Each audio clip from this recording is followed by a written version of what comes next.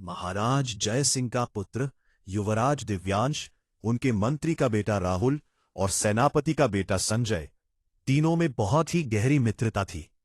ये तीनों अक्सर अपना समय एक साथ बिताते थे। एक दिन की बात है, तीनों मित्र एक कमरे में बैठकर शतरंज खेल रहे थे। खेल बहुत ही दिलचस्प हो रहा था कि अचानक एक मोहरा गायब हो गया। उन्होंने पूरे कमरे की तलाशी ली, हर एक चीज को उलट पुलट कर देखा, मगर वो मोहरा नहीं मिला। ये बात स्पष्ट थी कि वो मोहरा तीनों में से किसी एक के पास ही था, लेकिन तीनों ने इस बात से साफ इनकार किया। दिव्यांश ने कहा, मोहरा गायब हुआ है, और अगर वो कमरे में नहीं है तो आखिर कहाँ गया?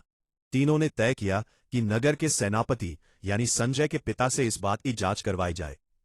तीनों दोस्त सेनापति के पास पहुंचे और बोले, हम तीनों शतरंज खेल रहे थे और अचानक हमारा एक मोहरा गायब हो गया। हमने सारा कमरा देख लिया, लेकिन मोहरा नहीं मिला। हमें ये यकीन है कि मोहरा हम तीनों में से किसी एक के पास है, मगर हम नहीं चाहते कि यह बात सबके सामने आए, क्योंकि इससे किसी की बेइज्जती हो सकती है।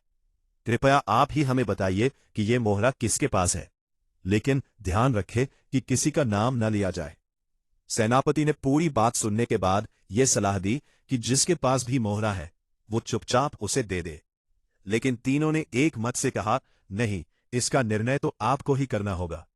सेनापति ने यह समझ लिया कि यह मामला सुलझाना आसान नहीं है, इसलिए उन्होंने समय का बहाना बनाते हुए उन्हें मंत्री के पास जाने को कहा। तीनों मित्र मंत्री के पास पहुंचे और पूरा किस्सा उन्हें सुना दिया। मंत्री ने भी यह समझ लिया कि यह मामला बहुत पेचीदा है, इसलिए उन्होंने सलाह दी कि महाराज जय सिंह से ही इसका फैसला करवाया जाए, क्योंकि शायद वही इसका सही समाधान कर सकते हैं।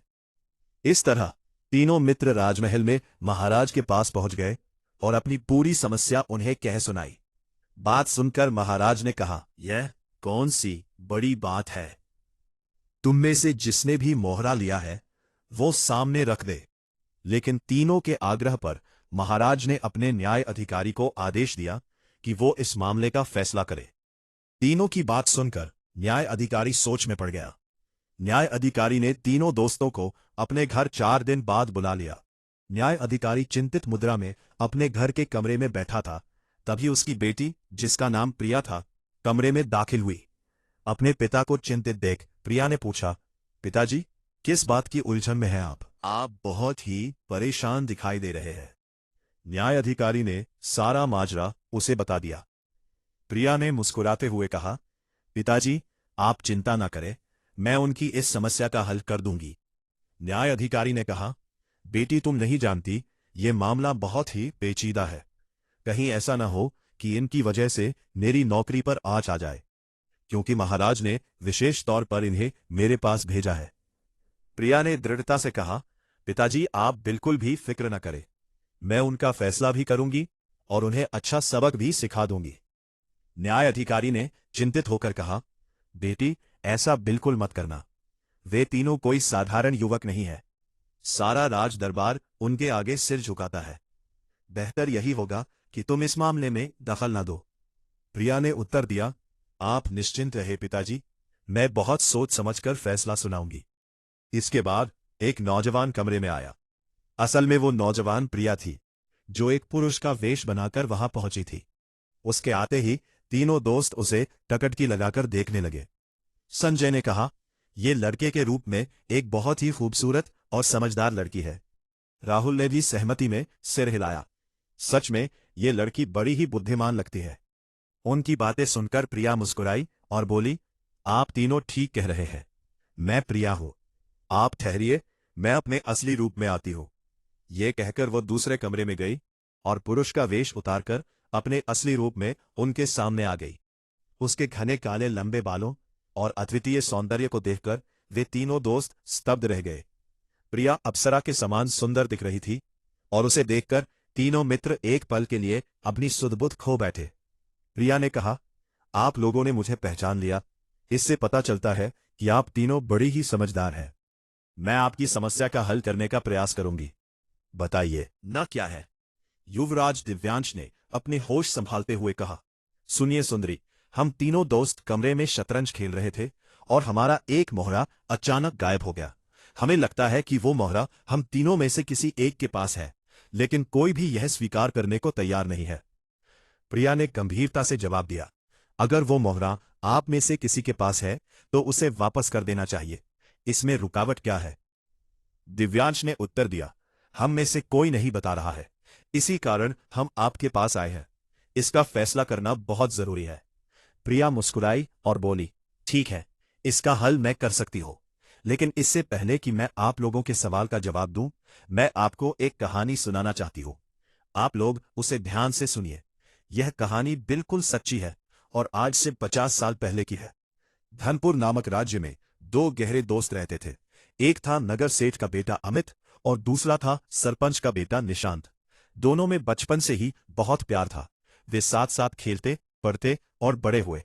उन दोनों का रिश्ता इतना मजबूत था कि मानो दो शरीर और एक जान हो। अमित अपने पिता के व्यापार में हाथ बंटाता था और साथ ही उसे चित्रकारी का भी बहुत शौक था। दूसरी ओर निशांत खेतीबाड़ी में अपने पिता का सहारा देता था।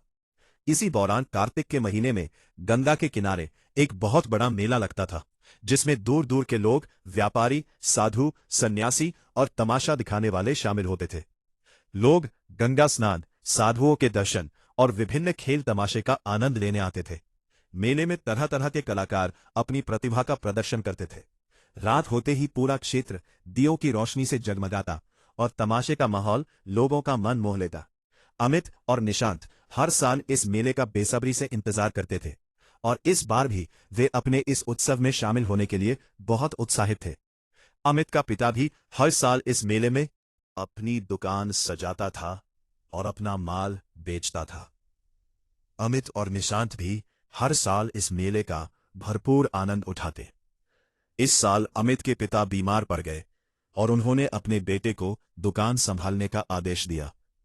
इस तरह अमित अपनी दुकान पर व्यस्त हो गया और निशांत अकेला ही मेला देखने लगा। निशांत मेले का हर कोना छानता और बार बार अमित की दुकान पर लौट आता। एक शाम की बात है, जब निशांत मेला घूमकर वापस आया तो वह बेहद परेशान और चिंतित नजर आ रहा था। अमित ने उससे पूछा, क्या बात है दोस्त, तुम इतने उदास क्यों हो? निशांत ने बताया कि उसने मेले में एक बहुत ही सुंदर लड़की देखी है, जिसकी सुंदरता ने उसे मंत्रमुग्ध कर दिया। अब वो उसके बिना जीने की कल्पना भी नहीं कर सकता। दोस्त की हालत जानने के बाद अमित ने अपनी दुकान बंद कर दी और निशांत के साथ मिलकर उस लड़की को खोजने निकल पड़ा। दोनों दोस्तों ने मेले के हर कोने में उसे ढूंढा, लेकिन वो लड़की कहीं नजर नहीं आई। अगले दिन भी वे फिर से उस सुंदर लड़की को ढूंढने के लिए निकले, पर उनकी खोज फिर विफल रही और आखिरकार वो दिन आ ही गया जब मेला खत्म हो गया। लोग अपने अपने घरों को लौट गए और अमित और निशांत मायूसी के साथ खाली हाथ वापस आ गए। अमित ने निशांत को तसल्ली देते हुए कहा कि वो उस लड़की का हुलिया बताए। निशांत ने उस लड़की की विशेषताओं को बताना शुरू किया। अमित, जो चित्रकारी में माहिर था, उसके बताए हुलिये के आधार पर लड़की की तस्वीर बनाने लगा। जब तस्वीर तैयार हो गई तो निशांत ने कहा, इस तस्वीर में केवल दो कमियां रह गई है। एक, उसके निचले होठ के दाएं तरफ एक तिल का निशान था और दूसरी, उसकी बालों की एक लट उसके माथे पर गिरी हुई थी। अमित ने ये दोनों बातें बना दी और जब निशांत ने देखा तो उसने कहा, अब ये उसी लड़की की तस्वीर है। अमित ने अपने दोस्त से वादा किया कि जब तक वो इस लड़की का पता नहीं लगा लेगा, वो चैन से नहीं बैठेगा। अगले दिन अमित ने अपने घर से विदा ली और गांव-गांव, बस्ती-बस्ती उस सुंदर लड़की की तलाश शुरू कर दी। उसने हर वह जगह तलाश की जहां उस लड़की के मिलने की उम्मीद थी, लेकिन उसका कुछ पता नहीं चला। अमित के माँ बाप और रिश्तेदारों ने उसे बहुत समझाया, लेकिन वो अपने प्यारे दोस्त के साथ किए गए वादे को निभाना चाहता था। उसने दूर दूर की कोई भी बस्ती, गांव या शहर नहीं छोड़ा जहां उस लड़की को तलाश न किया हो। इस दौरान वो अपने दोस्त निशांत से भी नहीं मिल सका। एक दिन अमित को पता चला कि उसका दोस्त निशांत बहुत बीमार है और कमजोर हो चुका है। वो हमेशा उस लड़की को याद करता रहता है और उसकी याद में तड़पता रहता है। अमित ने पूरी लगन के साथ उस लड़की को ढूंढना जारी रखा। एक पूरा साल भटकते भटकते बीत गया और अब अगला मेला भी आ गया। अमित ने पूरे 10 दिन तक मेले में उस लड़की को तलाश की, लेकिन उसे सफलता नहीं मिली। जब मेला खत्म हो गया तो अमित के माँ बाप उसके लिए बहुत चिंतित रहने लगे। अंततः उन्होंने उसे समझा बुझाकर घर वापस ले आए। अमित के घर वालों ने उसे मजबूर करके उसकी शादी करवा दी, ये सोचकर कि शादी के झंझट में पड़कर वह सही रास्ते पर आ जाएगा और उसकी आवारागर्दी खत्म हो जाएगी। शादी की पहली रात जब अमित अपने कमरे में गया और दुल्हन का घूंघट उठाया तो वह एकदम पीछे हट गया, जैसे बिजली सी कौंध गई हो। अमित की हैरानी की सीमा न रही जब अमित ने अपनी दुल्हन के रूप में उसी सुंदर लड़की को पाया जिसे वह 1.25 साल से तलाश कर रहा था। अमित की हालत देखकर दुल्हन ने कहा, आप मुझे देखते ही परेशान हो गए, क्या मुझसे कोई गलती हो गई है? अमित ने बड़ी मुश्किल से अपने आप को संभालते हुए उस लड़की से पूछा, तुम क्या मेरी एक बात मानोगी? दुल्हन बोली, मैं आपका हर आदेश मानूंगी। अमित ने कहा, नहीं, तुम्हें हर हाल में मेरी बात माननी होगी, नहीं तो एक मासूम इंसान की जान चली जाएगी और मैं ये सदमा बर्दाश्त नहीं कर सकूंगा। इस पर दुल्हन बोली, मैं इतनी निर्दय नहीं हूं, आप बताइए कि मुझे क्या करना है, मैं आपके आदेश का पालन करूंगी। अमित ने निशांत की सारी प्रेम कहानी अपनी दुल्हन को सुनाई कि किस तरह वह उसके प्रेम में पड़कर अपनी जान न्योछावर करने को तैयार बैठा है, और फिर निशांत से किए गए अपने वादे का भी जिक्र किया। उसने निशांत की खराब तबीयत के बारे में बताया और कहा, अपने जान से प्यारे दोस्त की जिंदगी बचाने के लिए मैं तुम्हें इस बंधन से मुक्त करता हूं, तुम निशांत से शादी कर लो। दुल्हन ने कहा, मैं आपका आदेश पूरा करूंगी। अमित बोला, तुम अभी निशांत के घर चली जाओ, और घोड़ा मंगवाया। उसी रात दुल्हन अकेली ही निशांत के गांव की तरफ रवाना हो गई। निशांत पास के ही एक गांव में रहता था। दुल्हन रात के समय सफर करती रही। रास्ते में एक सुनसान जगह से गुजरते हुए अचानक 2 राहगीर उसके सामने खड़े हो गए। जब राहगीर नजदीक पहुंचे तो यह देखकर दंग रह गए कि दुल्हन के रूप में इतनी सुंदर लड़की कीमती कपड़ों और जवाहरों से लदी हुई अकेले सफर कर रही थी। उन्होंने उसे पकड़कर अपने सरदार के पास ले जाने का निर्णय लिया। लड़की ने इस पर किसी भी किस्म की कोई हिचकिचाहट नहीं दिखाई। सरदार ने देखा कि एक बेहद खूबसूरत लड़की दुल्हन के रूप में उसके सामने खड़ी थी।